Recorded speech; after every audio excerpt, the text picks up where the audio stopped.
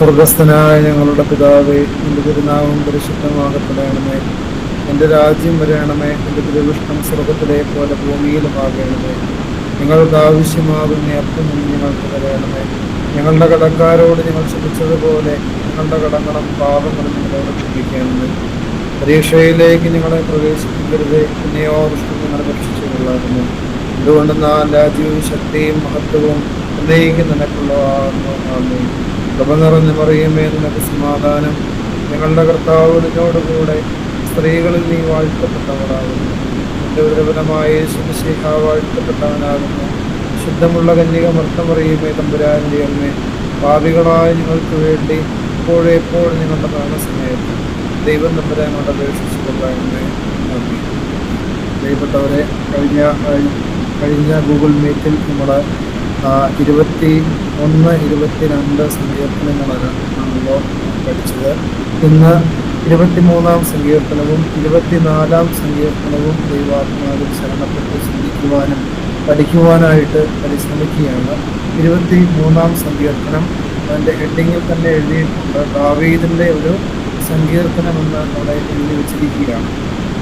നമുക്ക് എല്ലാവർക്കും വളരെ സുപരിചിതമായ ഒരു സങ്കീർത്തനമാണ് 23-ാം സങ്കീർത്തനം. അതായത് ലോകവ്യാപകമായി ഏറ്റവും കൂടുതൽ ഉപയോഗിക്കുന്ന സങ്കീർത്തനം ഏതാണെന്ന് ചോദിച്ചാൽ നിസ്സംശയം പറയുവാനായിട്ട് സാധിക്കും. അത് 23-ാം സങ്കീർത്തനമാണ്. ഇതിനെപ്പറ്റി ഒത്തിരി കാവ്യങ്ങളും കവിതകളും എല്ലാം രചിക്കപ്പെട്ടിട്ടുണ്ട്. പല മേഖലകളിലും ഈ സങ്കീർത്തനം ഉപയോഗിക്കുന്നതായിട്ട് കാണുവാനായിട്ട് സാധിച്ചിട്ടുണ്ട്.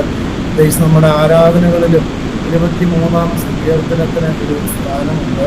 വിശുദ്ധ കുർബാനയ്ക്ക് ശേഷം പോസ്റ്റ് കമ്മ്യൂണിയൻ നടക്കുന്ന സമയത്ത് പുരോഹിതൻ അത് നിശബ്ദമായിട്ട് മൗനമായത് ചൊല്ലിയാണ് വിശുദ്ധ കുർബാന പൂർത്തീകരിക്കുന്നത്. അങ്ങനെ ഒത്തിരി സവിശേഷതകൾ ഈ 23-ാം സങ്കീർത്തനത്തിനുണ്ട്. പ്രത്യേകിച്ച് ഒരു കുഞ്ഞ് വളർന്നു വരുമ്പോൾ എനിക്ക് തോന്നുന്നത് ഏറ്റവും കൂടുതൽ കുടുംബങ്ങളിലും ഏറ്റവും ആദ്യം പഠിപ്പിക്കുന്ന ഒരു സങ്കീർത്തന ഭാഗം മിക്കവാറും 23-ാം സങ്കീർത്തനം തന്നെയാണെന്നുള്ള കാര്യത്തിന് തർക്കമില്ല. അറിയാവുന്നതാണല്ലോ. അതിനെപ്പറ്റി നമുക്ക് കൂടുതൽ ചിന്തിക്കേണ്ട കാര്യമില്ല. കാരണം വളരെ ചെറുപ്പം മുതൽ തന്നെ ഇത് വായിക്കുകയും ധ്യാനിക്കുകയും പഠിക്കുകയും ചെയ്തിട്ടുള്ള വ്യക്തികളാണ് നാം ഓരോരുത്തരും. അതിൻ്റെ 1-ാമത്തെ വാക്യം ഇപ്രകാരമാണ്: യഹോവ എൻ്റെ ഇടയനാകുന്നു, എനിക്ക് മുട്ടുണ്ടാവുകയില്ല. അതായത് ദാവീദ് ഈ സങ്കീർത്തനം എഴുതുമ്പോൾ ദൈവവും ദാവീദും തമ്മിലുള്ള ബന്ധത്തെ അദ്ദേഹം വർണ്ണിച്ചിരിക്കുന്നത് ഇപ്രകാരമാണ്: യഹോവ എൻ്റെ ഇടയനാകുന്നു. ദൈവത്തെ ഒരു ഇടയൻ എന്ന നിലയിലാണ് അദ്ദേഹം പരിചയപ്പെടുത്തുന്നത്. പ്രത്യേകിച്ച് ദാവീദിൻ്റെ ജീവിതം നമുക്കറിയാം. അദ്ദേഹത്തിൻ്റെ ചെറുപ്പ കാലഘട്ടത്തിൽ അദ്ദേഹം രാജാവാകാനുള്ള ദൈവിക വിളി ലഭിക്കുന്നതിന് മുൻപ് ആടുകളെ മേയിച്ചു കൊണ്ടിരുന്ന ഒരു ഇടയ പാലനായിരുന്നു എന്നുള്ള കാര്യം അദ്ദേഹത്തിൻ്റെ ജീവചരിത്രം വേദപുസ്തകത്തിലൂടെ തന്നെ നമുക്ക് കണ്ടെത്താനായിട്ട് സാധിക്കും. എൻ്റെ പ്രിയപ്പെട്ടവരെ, ഒരു ഇടയനും ആടും തമ്മിലുള്ള അതിൻ്റെ ആഴമേറിയ ബന്ധമെല്ലാം നന്നായിട്ട് അറിഞ്ഞ വ്യക്തിയാണ് ദാവീദ്. പ്രത്യേകിച്ച് തൻ്റെ ആടുകൾക്ക് വേണ്ടി ജീവൻ പോലും ത്യജിക്കാൻ തക്കവണ്ണം പരിശ്രമിച്ച ഒരു വ്യക്തി കൂടെയാണ് ദാവീദ്. രാവും പകലും തൻ്റെ ആടുകൾ ഒന്നും നഷ്ടപ്പെടാതെ വണ്ണം അതിനെ പരിപാലിക്കുവാൻ വേണ്ടി ദൈവത്തിനും കൂടുതലായിട്ട് ആശ്രയിക്കുകയും അതോടൊപ്പം അതിനെ പരിപാലിക്കുകയും ചെയ്ത വ്യക്തിയാണ്. അദ്ദേഹം തന്നെ ശൗൽ രാജാവിനോട് വന്ന യുദ്ധത്തിന് ഇറങ്ങാനായിട്ട് ഗോലിയാത്തിനെതിരെ പോരാടാനായിട്ട് ഉള്ള അനുവാദം ചോദിക്കുമ്പോൾ വളരെ ചെറുപ്പക്കാരനായതുകൊണ്ട് ശൗല് അനുവദിക്കാതിരിക്കുമ്പോൾ തൻ്റെ ആടുകളെ സംരക്ഷിച്ച കഥകളെല്ലാം അദ്ദേഹം വളരെ സന്തോഷത്തോടെ ആത്മാഭിമാനത്തോടെ ശൗൽ രാജാവിനോട് പറയുന്നതൊക്കെ നമുക്ക് കണ്ടെത്താനായിട്ട് സാധിക്കും. പഴയ നിയമത്തിലെ പ്രത്യേകിച്ച് രാജാക്കന്മാരുടെ പുസ്തകത്തിലും ശമൂവേൽ പ്രവാചകന്റെ പുസ്തകത്തിലൊക്കെ ഇതിൻ്റെ രേഖപ്പെടുത്തലുകൾ നിങ്ങൾ നേരത്തെ പഠിച്ചിട്ടുള്ളതാണല്ലോ. പ്രിയപ്പെട്ടവരെ, ദൈവത്തെ ഒരു ഇടയനായിട്ട് സങ്കല്പിക്കുകയും അതിലൂടെ ലഭിക്കുന്ന അനുഗ്രഹങ്ങളും സംരക്ഷണവും ആശ്വാസങ്ങളും എത്ര വലുതാണെന്ന് അദ്ദേഹം രേഖപ്പെടുത്തി വയ്ക്കുകയും ചെയ്യുന്ന സങ്കീർത്തനമാണ് 23-ാം സങ്കീർത്തനം. ഈ സങ്കീർത്തനത്തിൽ ദൈവം എൻ്റെ ഇടയനാകുന്നു, എനിക്ക് മുട്ടുണ്ടാവുകയില്ല. അപ്പോൾ അദ്ദേഹത്തിന് മുട്ടുണ്ടാവുകയില്ല എന്ന് പറഞ്ഞാൽ അദ്ദേഹത്തിൻ്റെ ജീവിതത്തിൽ ഒരു പ്രതിസന്ധിയും ആ, ഉണ്ടാവില്ല എന്നല്ല, മറിച്ച് എത്ര വലിയ പ്രതിസന്ധികൾ കടന്നു വന്നാലും എത്ര വലിയ ബുദ്ധിമുട്ടുകളും ഞെരുക്കവും കടന്നു വന്നാലും അതിൻ്റെ നടുവിൽ എന്നെ പരിപാലിക്കുന്ന ഒരു ദൈവമുണ്ട്, ആ ദൈവം എൻ്റെ ഇടയനാണെന്ന് പറഞ്ഞുകൊണ്ടാണ് 23-ാം സങ്കീർത്തനം ആരംഭിക്കുന്നത്. പ്രിയപ്പെട്ടവരെ, ദാവീദിൻ്റെ ജീവിതത്തിലേക്ക് നോക്കിയാൽ നമുക്കറിയാം, ദാവീദ് ഇത് പറയുമ്പോഴും ദാവീദിൻ്റെ ജീവിതം ഏറെ നുറുക്കപ്പെട്ട ജീവിതമാണ്. അദ്ദേഹത്തിൻ്റെ പ്രത്യേകിച്ച് ശൗൽ രാജാവിൻ്റെ അപ്രീതിക്ക് പാത്രമായത് മുതൽ പിന്നീട് അങ്ങോട്ട് അദ്ദേഹത്തിൻ്റെ ജീവിതത്തിൽ ഉടനീളം അസംതൃപ്തിയും അതുപോലെ തന്നെ വേദനകളും കണ്ണുനീരുകളും നിറഞ്ഞ നാടുകളായിരുന്നു. എൻ്റെ കണ്ണുനീര് കൊണ്ട് ഞാൻ എൻ്റെ കിടക്കയെ നനച്ചു എന്നൊക്കെ അദ്ദേഹം സങ്കീർത്തനത്തിൽ തന്നെ അദ്ദേഹത്തിൻ്റെ ജീവിതാനുഭവം രേഖപ്പെടുത്തി വയ്ക്കുന്നുണ്ട്. പ്രിയപ്പെട്ടവരെ, അത്രമേൽ ദുഃഖ ദുരിതങ്ങളിലൂടെ കടന്നുപോയ മനുഷ്യനാണ് ദാവീദ്. പക്ഷെ അദ്ദേഹം പറയുകയാണ്, യഹോവ എൻ്റെ ഇടയനാകുന്നു, എനിക്ക് മുട്ടുണ്ടാവുകയില്ല. പ്രിയപ്പെട്ടവരെ, ഇത് നമുക്ക് വലിയൊരു ആശ്വാസം തരുന്ന ഒരു വചനഭാഗം കൂടെയാണ്. കാരണം ദൈവം നമ്മുടെ ഇടയനായാൽ ഏത് ജീവിതാനുഭവങ്ങളിലൂടെ കടന്നു പോയാലും, എത്ര ഞെരുക്കങ്ങളിലൂടെ മുന്നോട്ട് പോയാലും, എത്ര പ്രയാസങ്ങളും പ്രതിസന്ധികളും നേരിടേണ്ടി വന്നാലും അവിടെ ദൈവം നമ്മളെ പരിപാലിക്കും. ദാവീദിനെ വഴി നടത്തിയ ദൈവം നമ്മളെയും വഴി നടത്തും. ദൈവത്തെ ഇടയനായി, ദൈവത്തെ ആശ്രയമായിട്ട് നമ്മൾ സ്വീകരിക്കുകയാണെങ്കിൽ തീർച്ചയായിട്ടും ഈ ദൈവം നമ്മളെ പരിപാലിക്കും എന്നുള്ള ഒരു വലിയ ഉൾക്കാഴ്ചയും വലിയൊരു ആശ്വാസവും ഇതിൻ്റെ ഒന്നാമത്തെ വാക്യം തന്നെ നമുക്ക് തരുന്നുണ്ട്. രണ്ടാമത്തെ വാക്യത്തിലേക്ക് പോകുമ്പോൾ അദ്ദേഹം പറയുകയാണ്, യഹോവ എൻ്റെ ഇടയനാകുന്നത് കൊണ്ട് ദൈവം എങ്ങനെയൊക്കെയാണ് എന്നെ പരിപാലിക്കുന്നതെന്ന് അദ്ദേഹം എഴുതി വയ്ക്കുകയാണ്. അതായത് ഒരു ഇടയൻ തന്നെ ആടുകളെ എങ്ങനെ പരിപാലിക്കുന്നോ ആ ഒരു വിവരണമാണ് അദ്ദേഹം പിന്നീട് ചുവടെ ചേർക്കുന്നത്. പച്ചയായ പുൽപ്പുറങ്ങളിൽ അവൻ എന്നെ കിടത്തുന്നു. നമുക്കറിയാം, ജീവിതത്തിൽ മരുഭൂമിയുടെ അനുഭവങ്ങൾ കടന്നു വരുവാനായിട്ട് സാധ്യതയുണ്ട്. പ്രത്യേകിച്ച് നമ്മുടെ ഇസ്രായേൽ ജനവുമായിട്ട് ഒന്ന് പരിശോധിച്ച് കഴിഞ്ഞാൽ അതിൻ്റെ അവസ്ഥകൾ നമുക്ക് മനസ്സിലാക്കാനായിട്ട് സാധിക്കും. പ്രത്യേകിച്ച് അവർക്ക് കുറേയേറെ അടിമത്തങ്ങൾ അനുഭവിച്ച ജനമാണ് ഇസ്രായേൽ ജനം. അതിലെ ആദ്യത്തെ അടിമത്തം നമുക്കറിയാം, ഈജിപ്തിൽ ഫറവോയുടെ അടിമകളായി തീർന്ന ഒരു കാലഘട്ടം. 400 വർഷത്തിലധികം അടിമകളായി കഠിന വേല ചെയ്ത്, കൂഴിയെ വേല ചെയ്ത് ജീവിതം മടുത്ത ഒരു ജനമായിരുന്നു അബ്രഹാമിൻ്റെ സന്തതി പരമ്പര. പ്രിയപ്പെട്ടവരെ, അവിടുന്ന് അവരെ വിടുവിച്ചു കൊണ്ടുവരുന്ന ദൈവം ശരിക്കും ഇവരെ വലിയ തോതിൽ ആശ്വസിപ്പിക്കുന്നുണ്ട്. ഇവരുടെ വിശ്വാസമൊക്കെ പലപ്പോഴും പരീക്ഷിക്കപ്പെടുന്നെങ്കിലും അവർക്ക് വലിയ തോതിൽ ആശ്വാസം ലഭിക്കുന്നുണ്ട്. അതായത് മരുഭൂമിയിലൂടെയാണ് പോകുന്നതെങ്കിലും അവർക്ക് പകൽ മേഘസ്തംഭം ഉണ്ടായിരുന്നു. അതായത് വെയിൽ, നമുക്കറിയാം മരുഭൂമിയിൽ കഠിനമായ ചൂട് അനുഭവപ്പെടുന്ന സ്ഥലമാണ്. അവിടെ അവർക്ക് ചൂടേൽക്കാതെ അവരെ മറച്ചു പിടിക്കുന്ന മഴമേഘമായി തണുപ്പേകി ദൈവത്തിൻ്റെ സാന്നിധ്യം എപ്പോഴും അവരുടെ കൂടെ ഉണ്ടായിരുന്നു. രാത്രിയിൽ നേരെ വിപരീതമായ അവസ്ഥയാണ്. അതായത് കൊടും തണുപ്പാണ് മരുഭൂമിയിൽ, -ഡിഗ്രിയിലൊക്കെ പോകാനുള്ള സാധ്യതയുള്ള സ്ഥലമാണ്. അവിടെ അഗ്നിതൂണായി, അതായത് ചൂടേകി വെളിച്ചമേകി ദൈവം ഇവരെ പരിപാലിച്ചിരുന്നു. അതുകൊണ്ടാണ് അദ്ദേഹം പറയുന്നത്, പച്ചയായ പുൽപ്പുറങ്ങളിൽ അവൻ എന്നെ കിടത്തുന്നു. ആടുകൾക്ക് പലപ്പോഴും നല്ല പുൽത്തകിടികൾ കാണിച്ചു കൊടുത്ത് ഭക്ഷണമൊക്കെ അവർക്ക് വേണ്ട വിധം നേടിക്കൊടുത്ത് വിശ്രമിക്കാനുള്ള ഇടവും ഉണ്ടാക്കി കൊടുക്കുന്നത് ഒരു ഇടയൻ്റെ കടമയാണ്. പച്ചയായ പുൽപ്പുറങ്ങളിൽ അവൻ എന്നെ കിടത്തുന്നു എന്ന് ദാവീദ് പറയുമ്പോൾ, ദാവീദിൻ്റെ ജീവിതത്തിൽ ഒത്തിരി മരുഭൂമി അനുഭവങ്ങൾ ഉണ്ടാകുന്നെങ്കിലും ദൈവം എന്നും ആ ദാവീദിന് ആശ്വാസമായിരുന്നു. അതാണ് അദ്ദേഹം അർത്ഥമാക്കുന്നത്. അതിനുശേഷം പറയുകയാണ്, സ്വസ്ഥതയുള്ള വെള്ളത്തിനരികേക്ക് എന്നെ നടത്തുന്നു. നമുക്കറിയാം, ആടുകൾ വളരെ ഭീരുക്കളായിട്ടുള്ള മൃഗങ്ങളാണ്.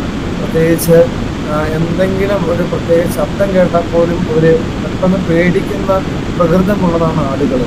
എന്തെങ്കിലും ഏതെങ്കിലും തരത്തിലൊരു മൃഗത്തെ കണ്ടാൽ പെട്ടെന്ന് ഓടി രക്ഷപ്പെടാനുള്ള കാര്യങ്ങളൊക്കെ നടത്തുന്ന മൃഗമാണ് ആട്. ആടിനെ വളർത്തുന്നവർക്കൊക്കെ അതറിയാം. അതുകൊണ്ട് തന്നെ കുത്തിയൊലിച്ച് വരുന്ന ഒരു ജലപ്രവാഹത്തിൻ്റെ അരികെ പോയി വെള്ളം കുടിക്കാൻ ആടുകൾ മടിക്കും. അതുകൊണ്ടാണ് ഇദ്ദേഹം പറയുന്നത്, സ്വസ്ഥതയുള്ള വെള്ളത്തിനരികേക്ക് എന്നെ നടത്തുന്നു. ദാവീദ് ചെയ്ത കാര്യമത്. അതായത് ചിലപ്പോൾ കുത്തി ഒലിക്കുന്ന യോർദാന്റെ കരയിലോ അല്ലെങ്കിൽ മറ്റേതെങ്കിലും അരുവിയുടെ ഭാഗത്ത് അദ്ദേഹം ആടുകൾക്ക് വേണ്ടി ഒരുപക്ഷെ കല്ലുകൊണ്ട് കെട്ടി ആ ഒഴുക്ക് തടഞ്ഞ് സ്വസ്ഥതയുള്ളൊരു വെള്ളം കുടിക്കാനുള്ള സാഹചര്യം ഉണ്ടാക്കി കൊടുക്കാൻ ദാവീദ് ഒരുപക്ഷെ പരിശ്രമിച്ചിരിക്കാം. അദ്ദേഹത്തിൻ്റെ അനുഭവത്തിൽ പറയുകയാണ്, ഇതുപോലെ ദൈവം എനിക്കും സ്വസ്ഥതയുള്ള വെള്ളത്തിനരികേക്ക് എന്നെ നടത്തുന്നു എന്ന് അദ്ദേഹം പറയുകയാണ്. ജീവിതത്തിൽ ഒത്തിരി അലച്ചിലുകളും വേദനകളും ദുഃഖങ്ങളും പരാതികളും പ്രയാസങ്ങളും നിരാശയുടെ അനുഭവങ്ങളൊക്കെ ഉണ്ടായെങ്കിലും ദൈവം എന്നെ സ്വസ്ഥതയിലേക്ക് നയിക്കുന്നു എന്ന് ദാവീദ് പറയുകയാണ്. പിന്നീട് എൻ്റെ പ്രാണനെ അവൻ തണുപ്പിക്കുന്നു, തിരുനാമ നിമിത്തം എന്നെ നീതിപാതകളിൽ നടത്തുന്നുവെന്ന് ദാവീദ് പറയുകയാണ്. നമുക്കറിയാം, പ്രാണനെ എന്ന് പറഞ്ഞാൽ ആത്മാവാണ്. അതായത് മനുഷ്യൻ്റെ ശരീരത്തിന് മാത്രമല്ല സംതൃപ്തി, മനസ്സിന് മാത്രമല്ല സംതൃപ്തി, ആത്മാവിനും സംതൃപ്തി വേണം. ആത്മാവിന് സംതൃപ്തി കിട്ടുന്നത് എപ്പോഴാണ്? ആത്മാവിന് സംതൃപ്തി കിട്ടുന്നത് ആത്മാവിന് വേണ്ട കാര്യങ്ങൾ ലഭിക്കുന്നതാണ്. പ്രത്യേകിച്ച് നമുക്കറിയാം, ദാവീദ് ദൈവസന്നിധിയിൽ പാപം ചെയ്ത് തകർന്നു കിടക്കുമ്പോൾ നാഥാൻ പ്രവാചകൻ വന്ന് ആ പാപത്തിൻ്റെ ആഴം വെളിപ്പെടുത്തി കൊടുക്കുമ്പോൾ അദ്ദേഹം ദൈവസന്നിധിയിൽ പ്രാർത്ഥിക്കുന്നൊരു പ്രാർത്ഥനയുണ്ട്. ദൈവമേ, നിർമ്മലമായൊരു ഹൃദയം എന്നിൽ സ്ഥാപിച്ച് നിന്റെ ആത്മാവിനെ എൻ്റെ ഉള്ളിൽ കൊടുക്കണമേ. പ്രിയപ്പെട്ടവരെ, ദൈവത്തിൻ്റെ ആത്മാവിൻ്റെ ചൈതന്യം കൊണ്ട് നമ്മുടെ ഹൃദയങ്ങളെ, നമ്മുടെ ജീവിതങ്ങളെ, ആത്മാവിനെ ദൈവം തണുപ്പിക്കുന്ന അവസ്ഥയാണ് ഇവിടെ അദ്ദേഹം ഉദ്ദേശിക്കുന്നത്. അപ്പോസ്തല പ്രവൃത്തി 2-ാം അധ്യായത്തിൻ്റെ ആദ്യ ഭാഗത്ത് അപ്പോസ്തലന്മാരുടെ മേൽ, പരിശുദ്ധ അമ്മയുടെ മേൽ പരിശുദ്ധാത്മാവ് കൊടുങ്കാറ്റായി അഗ്നിനാവായി അവരുടെ മേൽ പതിക്കുന്നതിനെ പറ്റി എഴുതി വെച്ചിട്ടുണ്ട്. പ്രിയപ്പെട്ടവരെ, പ്രാണനെ ദൈവം തണുപ്പിക്കുന്നത് ഈ ആത്മാഭിഷേകം കൊണ്ടാണ്. തീർച്ചയായിട്ടും ദാവീദിനും ഈ അഭിഷേകമൊക്കെ ഒത്തിരി ലഭിച്ചതുകൊണ്ടാണ് അദ്ദേഹം പറയുന്നത്, എൻ്റെ പ്രാണനെ അവൻ തണുപ്പിക്കുന്നു, തിരുനാമം നിമിത്തം എന്നെ നീതിപാതകളിൽ നടത്തുന്നു. അതുകൊണ്ട് നീതിപാതകളിലൂടെ ദൈവം ഒരു മനുഷ്യനെ നടത്തുന്നത് ദൈവം തൻ്റെ നാമത്തെ പ്രതിയുള്ള തീക്ഷ്ണത കൊണ്ടാണ്. ഇസ്രായേൽ യെശയ്യാ പ്രവാചകന്റെ പുസ്തകത്തിലാണ്, എൻ്റെ നാമം ദുഷിച്ചു പോകാതിരിക്കാൻ വേണ്ടി ഞാൻ എൻ്റെ നാമത്തെ പ്രതി നിങ്ങളെ നീതിപാതകളിൽ നടത്തുമെന്ന് ഒരു വാക്യം രേഖപ്പെടുത്തി വെച്ചിട്ടുണ്ട്. അതുകൊണ്ട് പ്രിയപ്പെട്ടവരെ, ദൈവം തൻ്റെ നീതിയുള്ള നാമം ദുഷിച്ചു പോകാതിരിക്കാൻ വേണ്ടി തൻ്റെ ജനത്തെ നീതിപാതകളിലൂടെ നടത്തും എന്ന്, അല്ലെങ്കിൽ നടത്തുന്നു എന്ന് ദാവീദ് വിവക്ഷിക്കുകയാണ്. 4-ാമത്തെ വാക്യം, കൂരിരുൾ താഴ്വരയിൽ കൂടി നടന്നാലും ഞാൻ ഒരു അനർത്ഥവും ഭയപ്പെടുകയില്ല. നമുക്കിങ്ങനെ പറയാനായിട്ട് സാധിക്കുമോ? കൂരിരുൾ താഴ്വര എന്ന് പറഞ്ഞാൽ ഒരുപക്ഷെ നമുക്ക് വായിക്കുമ്പോൾ തോന്നുന്നത് ഇരുട്ടേറിയ ഒരു താഴ്വരയിലൂടെ നടന്നു പോകുമ്പോൾ നമുക്ക് അനർത്ഥമൊന്നും ഭയപ്പെടില്ല എന്ന് ഒരുപക്ഷെ അവകാശപ്പെടാനായിട്ട് സാധിക്കും. കാരണം ഇന്നത്തെ കാലഘട്ടത്തിൽ നല്ല വെളിച്ചമുള്ള ടോർച്ചൊക്കെ കയ്യിലുണ്ടെങ്കിൽ തീർച്ചയായിട്ടും ഒന്നും ഭയപ്പെടാതെ നമുക്ക് മുന്നോട്ട് പോകാനായിട്ട് സാധിക്കും. എന്നാൽ ദാവീദിന്റെ കാലഘട്ടത്തിൽ അങ്ങനെ ഒരു സാധ്യതകളൊക്കെ വളരെ കുറവായിരുന്നു. അതിലുപരി അദ്ദേഹം ഉദ്ദേശിക്കുന്നത് കൂരിരുൾ താഴ്വര എന്ന് പറഞ്ഞാൽ ജീവിതത്തിൻ്റെ വലിയ പ്രയാസങ്ങളിലൂടെ, പ്രതിസന്ധികളിലൂടെ, മറ്റുള്ളവർ മുറിപ്പെടുത്തുന്ന അനുഭവങ്ങളിലൂടെ, അല്ലെങ്കിൽ ദുഷിക്കുന്ന അനുഭവങ്ങളിലൂടെ കടന്നു പോകുമ്പോഴും ഒരനർത്ഥവും ഞാൻ ഭയപ്പെടുകയില്ലെന്നാണ് അദ്ദേഹം പറയുന്നത്. അതിന് കാരണമുണ്ട്. അദ്ദേഹം അങ്ങനെ പറയുന്നതിൻ്റെ തൊട്ട് പുറകെ പറയുകയാണ്, നീ എന്നോട് കൂടെ ഇരിക്കുന്നുവല്ലോ.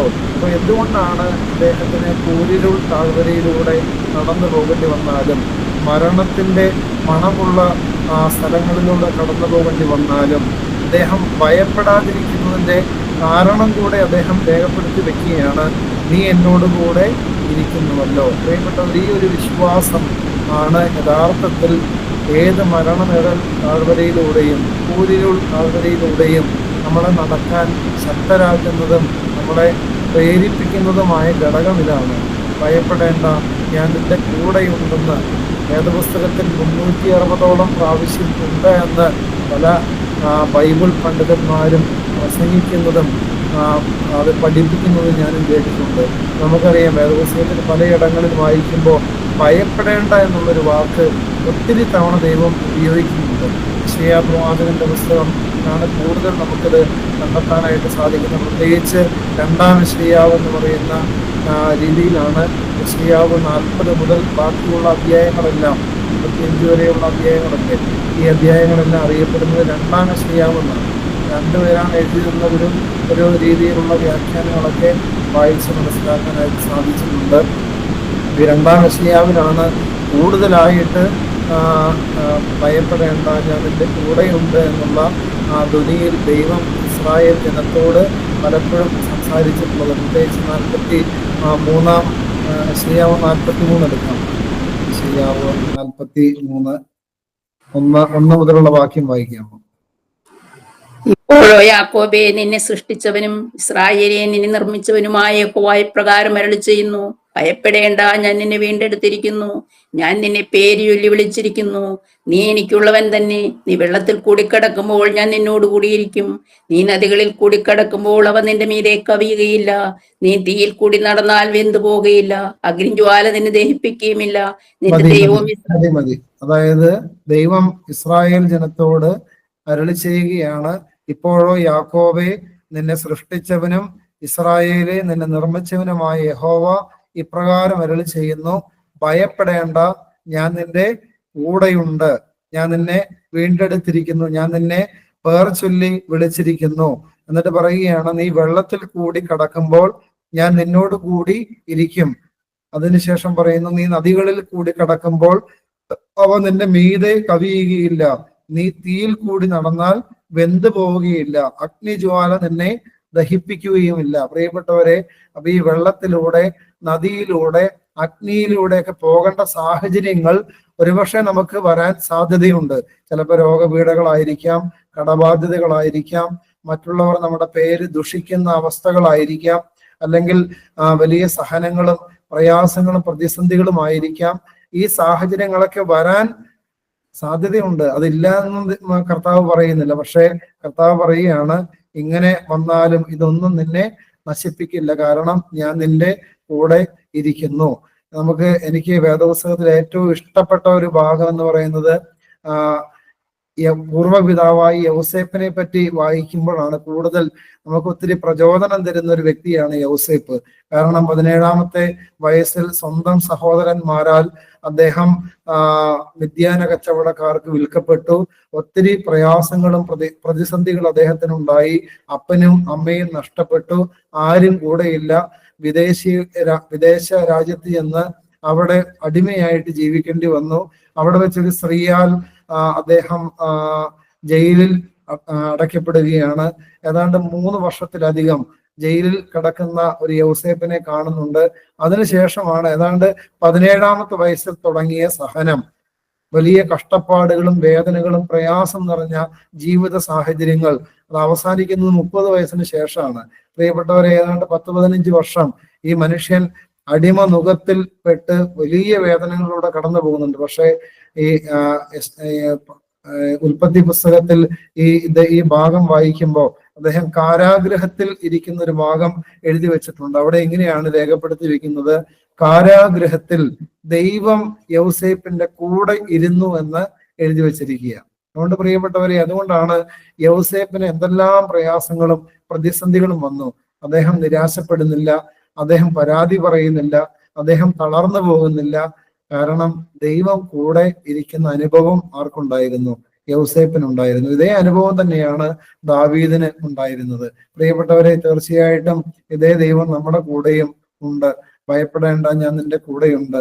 നിന്റെ എല്ലാ സാഹചര്യങ്ങളിലും നീ പാപത്തിൽ വീണു പോയെങ്കിലും നിന്റെ കൂടെ ദൈവമുണ്ട്. നീ ആ പാപത്തോട് വിട പറഞ്ഞ് നിന്റെ ദൈവത്തിലേക്ക് തിരിയണമെന്ന് ദൈവം ആഗ്രഹിക്കുന്നുണ്ട്. മുടിയനായ പുത്രൻ എല്ലാം നഷ്ടപ്പെടുത്തി, എല്ലാം തകർത്ത് കളഞ്ഞ് ജീവിതത്തിന്റെ അവസാന ഘട്ടത്തിലാണ് പിതാവിന്റെ സ്നേഹത്തെ പറ്റി ഓർക്കുന്നത്. എന്നിട്ട് മടങ്ങി വരുമ്പോ ഇങ്ങനെയാണ് ആ ഭാഗത്ത് എഴുതി വെക്കുന്നത്: പിതാവ് വിദൂരങ്ങളിലേക്ക് നോക്കിയിരിക്കുന്ന ഒരു ചിത്രം അവിടെ കാണുന്നുണ്ട്. ഈ മകൻ മടങ്ങി വരുമ്പോ പിതാവിനെ പറ്റി രേഖപ്പെടുത്തി വെച്ചിരിക്കുന്ന ഇപ്രകാരമാണ്. മേരിയാന്റിയുടെ ആ മൈക്കൊന്ന് മ്യൂട്ട് ചെയ്ത് വെച്ച്. എഴുതി വെച്ചിരിക്കുന്ന ഇപ്രകാരമാണ്. അതായത് പിതാവ് വിദൂരങ്ങളിലേക്ക് നോക്കിയിരിക്കുകയാണ്. ഈ മകന്റെ മടങ്ങി വരവ് നോക്കിക്കൊണ്ട്. പ്രിയപ്പെട്ടവരെ, ആ മകൻ മടങ്ങി വരുമ്പോ ഓടി ഇറങ്ങി വന്ന് ഈ മകനെ വരവേൽക്കുകയും അവനെ പുതിയ വസ്ത്രങ്ങൾ ധരിപ്പിക്കുകയും അവന് ചുംബനങ്ങൾ കൊണ്ട് പൊതിഞ്ഞു പിടിക്കുകയും അവന് വേണ്ടി ഒരു വിരുന്ന് കഴിക്കുകയൊക്കെ ചെയ്യുന്ന ഒരു സ്നേഹനിധിയായ പിതാവിനെ നമുക്ക് കാണാനായിട്ട് സാധിക്കും. പ്രിയപ്പെട്ടവരെ, അത് പരിചയപ്പെടുത്തുന്നത് യേശുവാണ്. അപ്പൊ യേശുവിന്റെ ഹൃദയത്തിലാണ് പിതാവിന്റെ സ്നേഹം എത്ര വലുതാണെന്ന് യേശുവിനെ അറിയുള്ളൂ. അത് യേശു വെളിപ്പെടുത്തുന്ന ഭാഗമാണ് ഈ ഈ ഈ മുടിയനായ പുത്രന്റെ ഉപമയിൽ നമുക്ക് കണ്ടെത്താനായിട്ട് സാധിക്കുന്നത്. ആ ഒരു സ്നേഹം തന്നെയാണ് പ്രിയപ്പെട്ടവരെ നമ്മളോട് ദൈവം കാണിക്കുന്നത്. ഭയപ്പെടേണ്ട, ഞാൻ നിന്റെ കൂടെയുണ്ട്. ഭ്രമിച്ചു നോക്കേണ്ട, ഞാൻ നിന്റെ ദൈവമായ കർത്താവാണ്. അങ്ങനെ ഒരു വാക്യം കൂടെ യെശയ്യാവിൽ നമുക്ക് കണ്ടെത്താനായിട്ട് സാധിക്കും. യെശയ്യാ പ്രവാചകന്റെ പുസ്തകം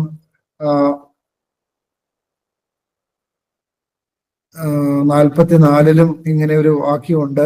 എന്റെ ദാസനായ യാക്കോബേ, ഞാൻ തിരഞ്ഞെടുത്ത യെശുരൂനെ, നീ ഭയപ്പെടേണ്ട. ദാഹിച്ചിരിക്കുന്നിടത്ത് ഞാൻ വെള്ളവും വരണ്ട നിലത്ത് നീരൊഴുക്കുകളും പകരും. നിന്റെ സന്തതിമേൽ എന്റെ ആത്മാവിനെയും നിന്റെ സന്താനത്തിന്മേൽ എന്റെ അനുഗ്രഹങ്ങളെയും ഞാൻ പകരുമെന്ന് അവിടെയും രേഖപ്പെടുത്തി വെച്ചിരിക്കുകയാണ്. ഇങ്ങനെ ഒത്തിരി ഇടങ്ങളിൽ ദൈവസ്നേഹത്തിൽ ദൈവം പറയുന്ന കാര്യമാണ് ഭയപ്പെടേണ്ട, ഞാൻ നിന്റെ കൂടെയുണ്ട് എന്നുള്ളത്. അപ്പൊ ആ ഒരു ബോധ്യവും ആർക്കുണ്ടായിരുന്നു? ദാവീദിനും ഉണ്ടായിരുന്നു. അതുകൊണ്ടാണ് അദ്ദേഹം പറയുന്നത്, കൂരിരുൾ താഴ്വരയിൽ കൂടി നടന്നാലും ഞാൻ ഒരു അനർത്ഥവും ഭയപ്പെടുകയില്ല, കാരണം അവിടുന്ന് എൻ്റെ കൂടെ ഉണ്ട്. പിന്നീട് പറയുകയാണ്, നിന്റെ വടിയും കോലും എന്നെ ആശ്വസിപ്പിക്കുന്നു. അതെങ്ങനെയാണ് വടിയും കോലും ആശ്വസിപ്പിക്കുക? അതായത് ഒരു ഇടയന്റെ കയ്യിൽ വടിയും കോലും ഉണ്ട്. എന്തിനാ അത് ഉപയോഗിക്കുന്നത്? വടി ഉപയോഗിക്കുന്നത് ഉപദ്രവിക്കാൻ വരുന്ന വന്യമൃഗങ്ങളെ അടിച്ചോടിക്കാൻ, പ്രത്യേകിച്ച് ചെന്നായ്ക്കളും മറ്റ് ഉപദ്രവകാരികളായ മൃഗങ്ങളും കടന്നു വരുമ്പോ അതുങ്ങളെ അടിച്ചോടിക്കാൻ വേണ്ടിയിട്ടാണ് വടി. പിന്നീട് കോല് എന്തിനാണ്? കോല് ഉപയോഗിക്കുന്നത് ആടുകൾ തെറ്റിപ്പോയാൽ അതിനെ ചേർത്ത് ഈ ഗ്രൂപ്പിലേക്ക് വീണ്ടും ചേർത്ത് പിടിക്കാനും, അതോടൊപ്പം തന്നെ ഇതുങ്ങൾക്ക് ആവശ്യമായ മരക്കൊമ്പുകൾ, തീറ്റയ്ക്ക് ആവശ്യമായ ഇലകൾ ചായച്ചു കൊടുക്കാനും വേണ്ടിയിട്ടാണ് ഈ കോല് ഉപയോഗിക്കുന്നത്. അതേപോലെ തന്നെയാണ് ഇദ്ദേഹം പറയുന്നത്, ദൈവം തന്റെ വടിയും കോലും ഉപയോഗിച്ച് എന്നെ ആശ്വസിപ്പിക്കുന്നു. അതായത് വടി എന്ന് പറഞ്ഞാൽ സാത്താൻ എതിരെ ദൈവത്തിന്റെ ശക്തമായ സംരക്ഷണത്തിന്റെ കോട്ടയുമായി ദൈവം എപ്പോഴും കൂടെയുണ്ട്. അതുപോലെ തന്നെ ആവശ്യമായതെല്ലാം തരാൻ തക്കവണ്ണം ദൈവത്തിന്റെ കോലുമായി ദൈവം കൂടെയുണ്ട് എന്ന് അദ്ദേഹം പ്രഖ്യാപിക്കുകയാണ്. അതിനുശേഷം 5-ാമത്തെ വാക്യം, എന്റെ ശത്രുക്കൾ കാണുകെ നീ എനിക്ക് വിരുന്നൊരുക്കുന്നു, എന്റെ തലയെ എണ്ണ കൊണ്ട് അഭിഷേകം ചെയ്യുന്നു, എന്റെ പാനപാത്രവും നിറഞ്ഞ് കവിയുന്നു. അതാണ് ദൈവത്തിൽ ആശ്രയിക്കുന്ന ഒരു മനുഷ്യന് കിട്ടുന്ന വലിയ അനുഗ്രഹവും കൃപയുമാണ്. അവന്റെ ശത്രുക്കളുടെ മുമ്പാകെ വെച്ച് ദൈവം അവന്റെ നാമത്തെ ഉയർത്തും. യൗസേപ്പിനെ പറ്റി പറഞ്ഞല്ലോ. യൗസേപ്പിനെ ഉപദ്രവിച്ചവരുടെ മുമ്പാകെ യൗസേപ്പിന്റെ ശിരസ് ഉയർത്തി നിർത്തിയവനാണ് ദൈവം. അതുപോലെ ദാനിയേലിനെ സിംഹക്കുഴിയിൽ ഇട്ടവരുടെ മുമ്പാകെ അവന്റെ ശിരസ് ഉയർത്തിയവനാണ് ദൈവം. അതുപോലെ അങ്ങനെ ഏതെല്ലാം മേഖലകളിൽ നമ്മൾ ചിന്തിച്ചാൽ മതി, ദൈവത്തിൽ ആശ്രയിക്കുന്നവരിൽ ദൈവം അവർ മഹത്വം എടുക്കുകയും അവരുടെ ശത്രുക്കളുടെ മുമ്പാകെ ദൈവം അവരുടെ ശിരസ് ഉയർത്തുകയും ചെയ്യും. അതിനുശേഷം പറയുന്നത്, എന്റെ പാനപാത്രം നിറഞ്ഞ് കവിയുന്നു. അതായത് ദൈവത്തിൽ ആശ്രയിക്കുന്നവർക്ക് ഒന്നിനും കുറവുണ്ടാവില്ല. ദൈവം സമൃദ്ധമായിട്ട് അനുഗ്രഹിച്ചിരിക്കും. നിങ്ങൾ നോക്കിയാൽ മതി, ദൈവം എവിടെയെങ്കിലും അനുഗ്രഹിക്കുന്നെങ്കിൽ അത് വെറുതെ പിശുക്കിയല്ല അനുഗ്രഹിക്കുന്നത്. പ്രത്യേകിച്ച് നമ്മൾ നോക്കിയാൽ മതി, 5 അപ്പം കൊണ്ട് കർത്താവ് 5000 പേരെ പോഷിപ്പിച്ചിട്ട് പിന്നീട് എത്ര കുട്ട നിറച്ചെടുത്തു എന്നാ പറയുന്നത്? 12 കുട്ട നിറച്ചെടുത്തു എന്ന് പറയുന്നത്. എന്തിനാ? കൂടെ 12 പേരുണ്ട്, അവർക്ക് ഓരോരുത്തർക്കും ഓരോ കൊട്ട അപ്പം ലഭ്യമാകുന്ന വിധത്തിൽ ദൈവം അവിടെ അവശേഷിപ്പിക്കുകയാണ്. ഇതാണ് കർത്താവിന്റെ കൂടെ നടക്കുന്നവന് പ്രയാസങ്ങളുണ്ട്, പ്രതിസന്ധികളുണ്ട്, ഞെരുക്കമുണ്ട്, ദുഃഖമുണ്ട്, കഷ്ടതയുണ്ട്, കുരിശുണ്ട്. പക്ഷെ അവന് സമൃദ്ധിയും അവന് സന്തോഷവും ഉണ്ടാകുമെന്ന് വചനം പഠിപ്പിക്കുകയാണ്. ഇത് പറയുന്നത് ആരാണ്? ദാവീദാണ്. എന്റെ പാനപാത്രവും നിറഞ്ഞ് കവിയുന്നു, നന്മയും കരുണയും എന്റെ ആയുഷ്കാലമൊക്കെയും എന്നെ പിന്തുടരും. നന്മയും കരുണയും എൻ്റെ ആയുഷ്കാലമൊക്കെയും എന്നെ പിന്തുടരും. ഞാൻ യഹോവയുടെ ആലയത്തിൽ ദീർഘകാലം വസിക്കുമെന്ന് അദ്ദേഹം വലിയ ആത്മാഭിമാനത്തോടുകൂടെ ദൈവത്തെ പറ്റി അദ്ദേഹം പറയുകയാണ്. ദൈവാശ്രയമുള്ള ഒരു മനുഷ്യന് ലഭിക്കുന്ന അനുഗ്രഹങ്ങളെ പറ്റിയാണ് ഈ ദാവീദിന്റെ സങ്കീർത്തന 23-ാം സങ്കീർത്തനത്തിലൂടെ നമുക്ക് ദൈവം പ്രദാനം ചെയ്യുന്ന സന്ദേശം. പ്രിയപ്പെട്ടവരെ, 23-ന് ശേഷം 24-ാം സങ്കീർത്തനത്തിലേക്ക് പ്രവേശിക്കുകയാണ്.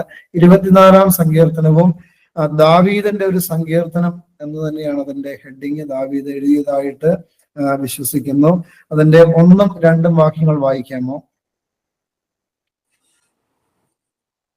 ഭൂമിയും അതിന്റെ പൂർണ്ണതയും ഭൂതലവും അതിന്റെ നിവാസികളും യഹോവയ്ക്കുള്ളതാകുന്നു. സമുദ്രങ്ങളുടെ മേൽ അവൻ അതിനെ സ്ഥാപിച്ചു, നദികളുടെ മേൽ അവൻ അതിനെ ഉറപ്പിച്ചു. യഹോവയുടെ പർവ്വതത്തിൽ 1ഉം 2ഉം വാക്യങ്ങളല്ല പറഞ്ഞത്. 1ഉം 2ഉം വാക്യങ്ങളിൽ അദ്ദേഹം പറയുകയാണ്, ഭൂമിയും അതിന്റെ പൂർണ്ണതയും ഭൂതലവും അതിന്റെ നിവാസികളും യഹോവയ്ക്കുള്ളതാകുന്നു.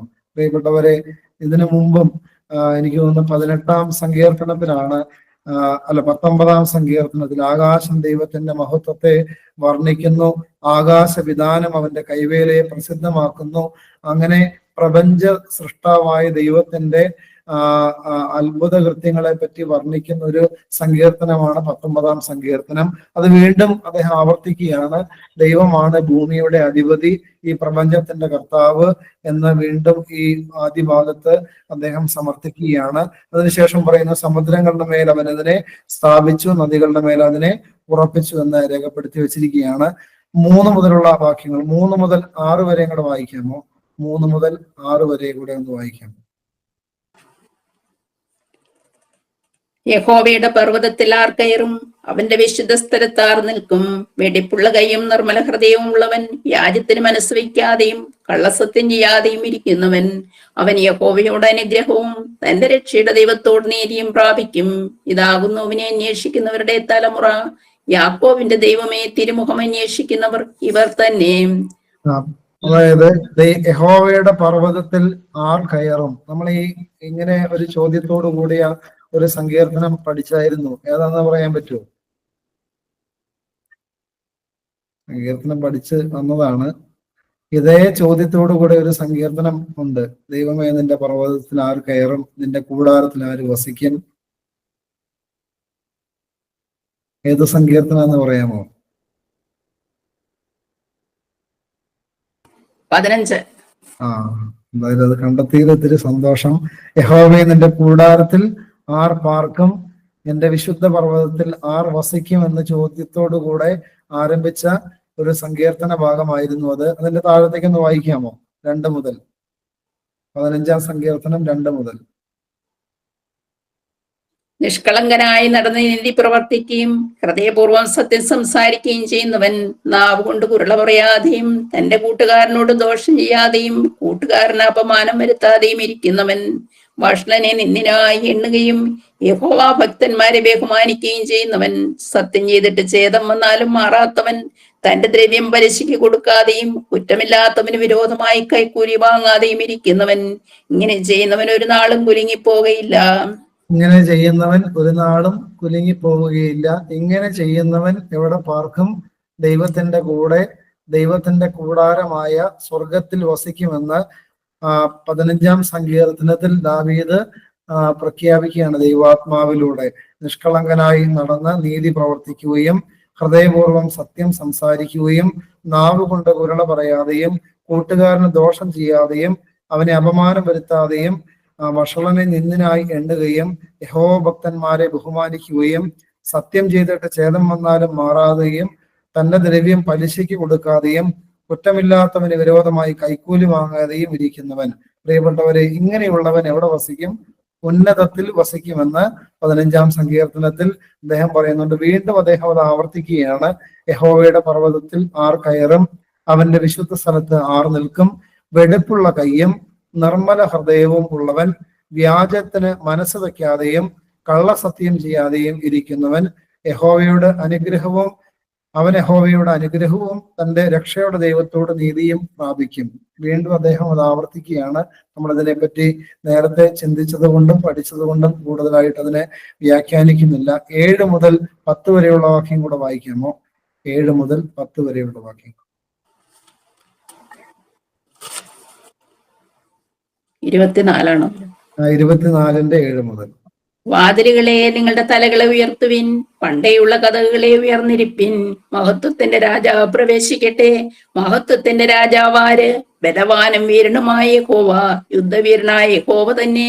വാതിലുകളെ നിങ്ങളുടെ തലകളെ ഉയർത്തുവിൻ, പണ്ടേയുള്ള കതകുകളെ ഉയർന്നിരിപ്പിൻ, മഹത്വത്തിന്റെ രാജാവ് പ്രവേശിക്കട്ടെ. മഹത്വത്തിന്റെ രാജാവാര്? സൈന്യങ്ങളുടെ യഹോവ തന്നെ, അവനാകുന്നു മഹത്വത്തിന്റെ രാജാവ്. മതി. ഇത് ഏത് സാഹചര്യത്തിൽ ആണ് എന്ന് വേദപണ്ഡിതന്മാര് അവകാശപ്പെടുന്നത്? നമുക്കറിയാം, ശമൂവേലിന്റെ കാലഘട്ടത്തിലൊക്കെ യഹോവയുടെ നിയമപെട്ടകം അവരുടെ കയ്യിലുണ്ടായിരുന്നു. അത് ദാവീദിന് ലഭിക്കുന്നുണ്ട്. പക്ഷേ പിന്നീട് ഇസ്രായേലിൽ നിന്ന് ഈ നിയമപെട്ടകം യുദ്ധത്തിലൂടെ അവർക്ക് നഷ്ടപ്പെടുകയും അത് മറ്റൊരു ദേശത്ത് മാറ്റപ്പെടുകയും ചെയ്യുന്നുണ്ട്. പിന്നീട് ദാവീദിന്റെ പരിശ്രമം നിമിത്തം ഈ നിയമപെട്ടകവുമായിട്ട് ഇസ്രായേലിലേക്ക് മടങ്ങി വരുന്നുണ്ട്. അങ്ങനെ മടങ്ങി വരുമ്പോഴാണ് ദാവീദ് വലിയ സന്തോഷത്തോടെ നൃത്തം ചെയ്തും പാട്ടുപാടിയും ദൈവത്തെ ആരാധിച്ചുകൊണ്ട് ഇതിനെ വരവേൽക്കുന്നതിനെ പറ്റിയൊക്കെ ശമൂവേലിന്റെ പുസ്തകത്തിൽ നിങ്ങൾ വായിക്കുകയും പഠിക്കുകയും ചെയ്തതാണ്. പ്രിയപ്പെട്ടവരെ, അങ്ങനെ ഒരു സാഹചര്യത്തിൽ ദാവീദ് എഴുതിയ ഭാഗമാണ് വാതിലുകളെ നിങ്ങളുടെ തലകളെ ഉയർത്തുവിൻ, പണ്ടേയുള്ള കതകുകളെ ഉയർന്നിരിപ്പിൻ, മഹത്വത്തിന്റെ രാജാവ് പ്രവേശിക്കട്ടെ. മഹത്വത്തിന്റെ രാജാവ് ആര്? ബലവാനും വീരനുമായ യഹോവ, യുദ്ധവീരനായ യഹോവ തന്നെ. വാതിലുകളെ നിങ്ങളുടെ തലകളെ ഉയർത്തുവിൻ, പണ്ടേയുള്ള കതകുകളെ ഉയർന്നിരിപ്പിൻ, മഹത്വത്തിന്റെ രാജാവ് പ്രവേശിക്കട്ടെ. മഹത്വത്തിന്റെ രാജാവാർ? സൈന്യങ്ങളുടെ യഹോവ തന്നെ, അവനാകുന്നു മഹത്വത്തിന്റെ രാജാവ്. ഇസ്രായേൽ ജനത്തോട് ഗാനപ്രതിഗാനമായിട്ട് പാടി, അവരെ ഒന്നിച്ച് പാടി ആ പെട്ടകത്തെ സ്വീകരിച്ചത് ഈ പാട്ട് പാടിയിട്ടാണെന്ന്, ഈ സങ്കീർത്തനം ആലപിച്ചിട്ടാണെന്ന് വായിച്ച് മനസ്സിലാക്കാനായിട്ട് സാധിച്ചു. പ്രിയപ്പെട്ടവരെ, വാതിലുകളെ നിങ്ങളുടെ തലകളെ ഉയർത്തുവിൻ, പണ്ടേയുള്ള കതകുകളെ ഉയർന്നിരിപ്പിൻ, മഹത്വത്തിന്റെ രാജാവ് പ്രവേശിക്കട്ടെ. ഇങ്ങനെ ഉള്ള ഒരു ആഹ്വാനത്തോടു കൂടെയാണ് ഇസ്രായേലിലേക്ക് വീണ്ടും ദൈവത്തിന്റെ പെട്ടകത്തെ ഇവര് സ്വീകരിക്കുന്നത്. വെളിപാട് പുസ്തകം 3-ാം അധ്യായത്തിൽ അങ്ങനെ ഒരു വാക്കുണ്ട്: ഞാൻ വാതിൽക്കൽ നിന്ന് മുട്ടി വിളിക്കുന്നു, ആരെങ്കിലും വാതിൽ തുറന്നു തന്നാൽ ഞാൻ അവരുടെ ഹൃദയത്തിലേക്ക് കടന്നു വരുമെന്ന്, അവരോട് കൂടെ അത്താഴം കഴിക്കുമെന്ന് ദൈവം അരുളി ചെയ്യുന്നുണ്ട്. വെളിപാട് പുസ്തകത്തിൽ യേശു അരുളി ചെയ്യുന്നുണ്ട്. അതുകൊണ്ട് പ്രിയപ്പെട്ടവരെ, നമ്മുടെ ഹൃദയത്തിന്റെ വാതിലുകൾ ദൈവത്തിന്റെ കടന്നു വരവിന് വേണ്ടി തുറന്നിടണമെന്നുള്ള പുതിയ നിയമത്തിന്റെ ഒരു ആശയം കൂടെ നമുക്കിതിലൂടെ ലഭിക്കുന്നുണ്ട്. അങ്ങനെ തുറന്നിട്ടാൽ തീർച്ചയായിട്ടും ദൈവം ആ ഹൃദയത്തിൽ വന്ന് വസിക്കുകയും അവന്റെ കൂടെ എല്ലാ കാര്യങ്ങളിലും സന്തോഷത്തിലും ആനന്ദത്തിലും ദുഃഖത്തിലും അവനെ ആശ്വസിപ്പിക്കുകയും ആനന്ദിപ്പിക്കുകയും ചെയ്യുമെന്നെല്ലാം ഈ വചനത്തിലൂടെ നമുക്ക് കണ്ടെത്താനായിട്ട് സാധിക്കും.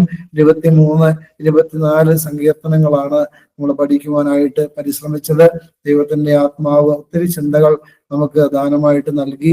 ദൈവത്തെ നന്ദിയോടുകൂടി ഈ സമയത്ത് ഓർക്കുന്നു. തുടർന്നുള്ള ആഴ്ചകളിൽ ബാക്കി സങ്കീർത്തനങ്ങൾ പഠിക്കുവാനായിട്ട് പരിശ്രമിക്കാം. കൂടുതലായിട്ട് പ്രാർത്ഥിക്കുകയും പഠിക്കുകയും ചെയ്യേണ്ട ഒരു കാലഘട്ടമാണല്ലോ ഈ നോമ്പിന്റെ കാലഘട്ടം. അത് നന്നായിട്ട് വിനിയോഗിക്കാനായിട്ട് എല്ലാവരും പരിശ്രമിക്കണമെന്ന സ്നേഹത്തോടെ ഓർമ്മിപ്പിച്ചുകൊണ്ട് ഇന്നത്തെ വേദപഠനം അവസാനിപ്പിക്കുകയാണ്. പ്രാർത്ഥിച്ച് അവസാനിപ്പിക്കാം. പിതാവിനും പുത്രനും പരിശുദ്ധ റൂഹായിക്കും സ്തുതി, ആദ്യം മുതലെന്നും എന്നേക്കും തന്നെ. ആമേൻ. കാരുണ്യവാനായ ദൈവമേ, 23-ാം സങ്കീർത്തനത്തിൽ ദാവീദ് തന്റെ ദൈവത്തെ ഇടയനായി കാണുകയും ആ ഇടയനിലൂടെ ലഭിക്കുന്ന അനുഗ്രഹങ്ങളും ആശ്വാസങ്ങളും അദ്ദേഹത്തിന് ലഭിച്ചിട്ടുള്ള സമാശ്വാസങ്ങളും എല്ലാം അദ്ദേഹം അതിലൂടെ പ്രകീർത്തിക്കുകയും ചെയ്യുന്ന സങ്കീർത്തനം, ദൈവമേ, ഞങ്ങൾക്കത് വലിയ ആശ്വാസം പകരുന്ന സങ്കീർത്തനമാണ്. കാരണം അവിടുന്ന് ഞങ്ങളുടെ ഇടയനാണ്. കൂരിരുൾ താഴ്വരയിൽ കൂടി നടക്കേണ്ടി വന്നാലും അവിടുന്ന് ഞങ്ങളുടെ കൂടെ ഉണ്ടെങ്കിൽ ഞങ്ങൾക്ക് ഒരിക്കലും ഭയപ്പെടേണ്ടി വരികയില്ലെന്നുള്ള വലിയൊരു ആശ്വാസത്തിന്റെ ദൂത് അവിടുന്ന് ഈ സങ്കീർത്തനത്തിലൂടെ ഞങ്ങൾക്ക് നൽകിയല്ലോ. 24-ാം സങ്കീർത്തനത്തിൽ വീണ്ടും പ്രപഞ്ച സൃഷ്ടാവും പ്രപഞ്ചത്തിന്റെ അധിപതിയും നിയന്താവും അവിടുന്നാണെന്ന് മനസ്സിലാക്കി തന്നു. അതോടൊപ്പം തന്നെ അവിടുത്തെ അങ്ങയുടെ കൂടെ വസിക്കുവാൻ, സ്വർഗരാജ്യത്തിലേക്ക് പ്രവേശിക്കാൻ ആർക്ക് കഴിയുമെന്നുള്ള ചോദ്യം, ആ ചോദ്യത്തിന്റെ ഉത്തരം കണ്ടെത്തുവാനും ദൈവമേ ഞങ്ങളെ അവിടുന്ന് സഹായിച്ചു. ഹൃദയം തുറന്നു കൊടുത്താൽ ആ ഹൃദയത്തിൽ അവിടുന്ന് വന്ന് വസിച്ച് അവരെ വലിയ മഹത്വത്തിന്റെ മക്കളാക്കി അവിടുന്ന് രൂപാന്തരപ്പെടുത്തുമെന്നുള്ള ഒരാശയം കൂടെ അവിടുന്ന് ഞങ്ങൾക്ക് നൽകിയല്ലോ ദൈവമേ. നോമ്പിന്റെ കാലഘട്ടത്തിൽ കൂടുതലായി ഹൃദയപൂർവ്വം അങ്ങയെ സ്നേഹിക്കുവാനും ഹൃദയമാതിരുകൾ അങ്ങേക്ക് മുമ്പാകെ തുറന്നു തന്ന് അങ്ങയുടെ വചനം പഠിക്കാനും വചനം സ്വീകരിക്കുവാനും ദൈവമേ 30, 60, 100 മേനിയായി ഫലം പുറപ്പെടുവിക്കുവാനും ഞങ്ങളെ ഓരോരുത്തരെയും അവിടുന്ന് സഹായിക്കണമേ.